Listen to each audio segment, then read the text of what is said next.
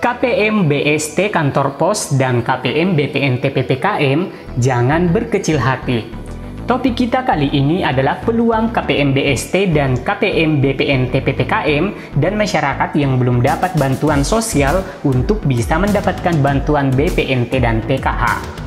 Namun, yang baru berkunjung, langsung subscribe dan aktifkan lonceng notifikasinya agar selalu dengan berita aktual, mendidik, dan terpercaya dari channel PKH Reportase.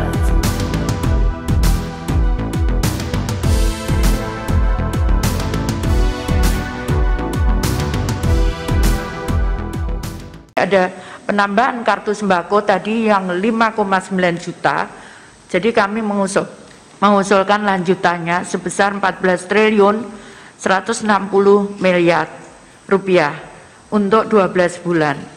Kemudian untuk anak yatim, penerima BST yang telah dihentikan bantuannya jangan berkecil hati, dan penerima manfaat BPNT PPKM yang merupakan perluasan dari usulan daerah yang hanya menerima bantuan di tahun lalu 2021 untuk alokasi 6 bulan, yakni dari bulan Juli sampai dengan bulan Desember 2021 dengan total 1,2 juta.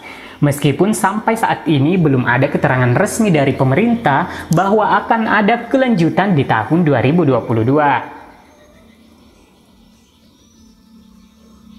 KPM BST dan KPM BPNT PPKM yang datanya sudah padan dan ada pada New DTKS. Walaupun BST sudah dihentikan dan BPNT PPKM tidak dilanjutkan karena kedua program ini merupakan program non-reguler yang diberlakukan karena adanya situasi darurat atau adanya kebencanaan.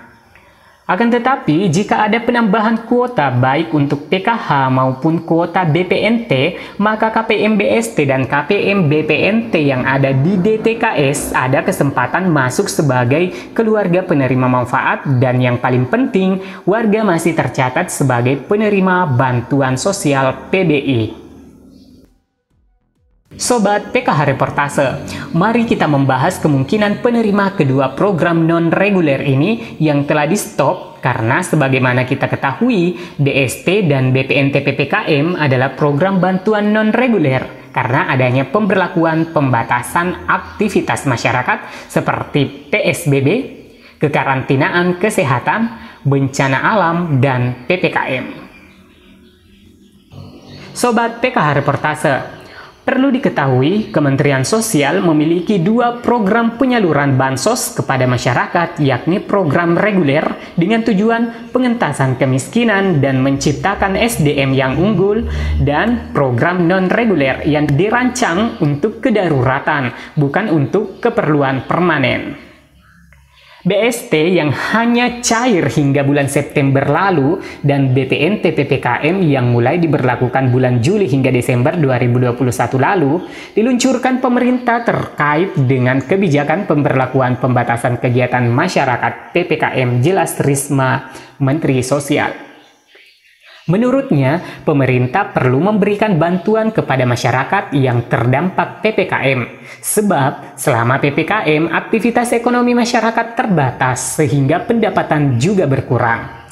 Sejalan dengan menurunnya angka penularan virus, pemerintah juga melonggarkan aktivitas. Ekonomi bergerak dan masyarakat bisa kembali produktif, kata Risma. Bagi masyarakat yang membutuhkan bantuan sosial dan belum tercatat sebagai penerima bansos atau belum terdaftar di DTKS, masyarakat boleh melaporkan diri ke pemerintah daerah atau Pemda terkait apabila merasa layak untuk mendapatkan bantuan sosial. Pemda terkait yang dimaksud adalah desa atau kelurahan, dinas sosial, atau RT, atau RW. Selain itu, masyarakat juga dapat melaporkan diri melalui situs Cek Bansos menggunakan fitur usul.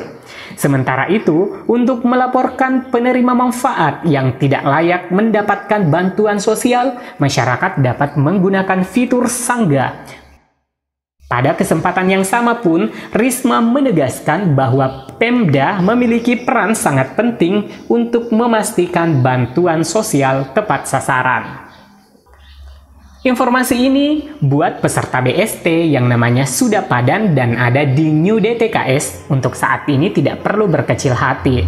Dan bagi KPM BPNT PPKM yang telah menerima kartu merah putih atau KKS agar disimpan dengan baik karena akan ada saatnya bisa digunakan bila berkesempatan untuk mendapatkan bantuan reguler seperti BPNT dan PKH. Dan perlu diketahui, kartu merah putih sebagai penanda warga miskin bisa dimanfaatkan pada saat pendaftaran program Indonesia Pintar atau PIP dan KIP kuliah.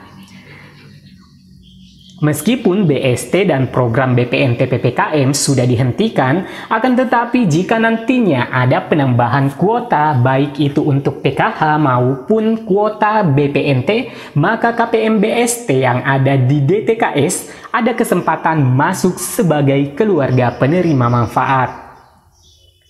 Hanya saja, nanti jika ada kuota untuk BPNT, maka prosesnya akan dilakukan oleh Kementerian Sosial lewat validasi by system, sedangkan untuk PKH akan dilakukan validasi baik oleh pendamping maupun dinas terkait.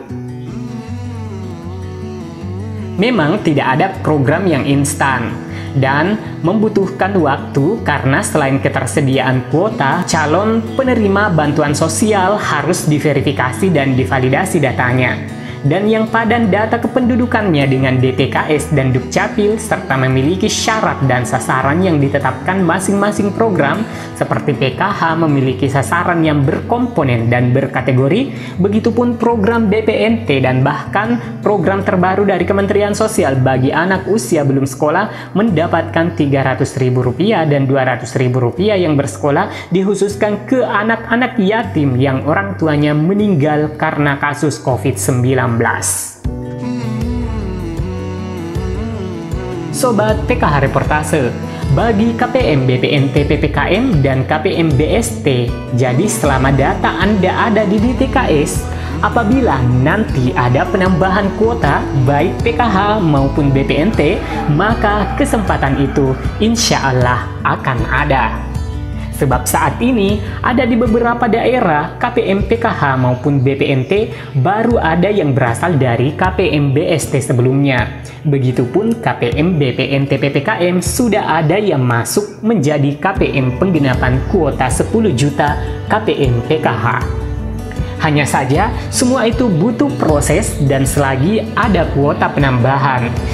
Insya Allah apabila rezeki maka kesempatan KPM BST untuk jadi KPM BPNT atau KPM PKH masih ada. Selama ada penambahan kuota, karena setiap ada kuota yang ditambahkan maka data KPM akan diambil dari DTKS. Saya doakan semoga ada KPM BST di sini yang nantinya masuk sebagai KPM PKH maupun KPM BPNT jika ada penambahan kuota. Selama datanya padan antara DTKS dan Dukcapil. Sobat PKH Reportase, kenapa data DTKS itu sangat penting bagi penerima bantuan sosial baik PKH, BPNT, dan semua program Kementerian Sosial, bahkan bantuan dari pemerintah daerah selalu mengambil data dari DTKS? Perlu kami sampaikan bahwa DTKS merupakan data yang menggambarkan kondisi kesejahteraan suatu rumah tangga, di mana rumah tangga terdiri dari keluarga dan anggota rumah tangga, sehingga pada prinsipnya sebuah rumah tangga didata berdasarkan kondisi bangunan rumah yang ditempati beserta isinya, kepemilikan aset, perlindungan sosial, serta demografi anggota keluarganya. Updating atau perubahan data DTKS dilakukan sesuai keperluan. Apabila perubahan hanya bersifat minor, seperti penambahan atau pengurangan anggota rumah tangga, maka tidak akan merubah ID BDT atau profil secara umum rumah tangga tersebut. Tetapi apabila yang terjadi adalah perubahan seperti pisah kakak, perpindahan penduduk atau sejenisnya yang mengakibatkan adanya perubahan data alamat dalam KTP atau KK, maka rumah tangga atau keluarga tersebut tidak serta-merta tetap masuk dalam DTKS. Hal tersebut karena dimungkinkan terjadi rumah tangga tersebut mengalami perubahan kondisi kesejahteraan. Apabila rumah tangga atau keluarga tersebut termasuk warga miskin di wilayah desa atau kelurahan barunya, maka dapat melaporkan diri atau diusulkan melalui RT RW untuk masuk ke dalam DTKS. Pengusulan DTKS dilakukan melalui forum musyawarah desa atau kelurahan setempat sesuai dengan alamat baru yang memiliki kewenangan untuk mengusulkan warga miskin di wilayahnya untuk masuk ke dalam DTKS. Perlu kami sampaikan bahwa secara umum mulai tahun 2021, perbaikan data penerima bantuan sosial mulai mengalami perbaikan secara rutin setiap periode penyaluran yang dilakukan oleh Kementerian Sosial dan Dinas Sosial Kabupaten Kota.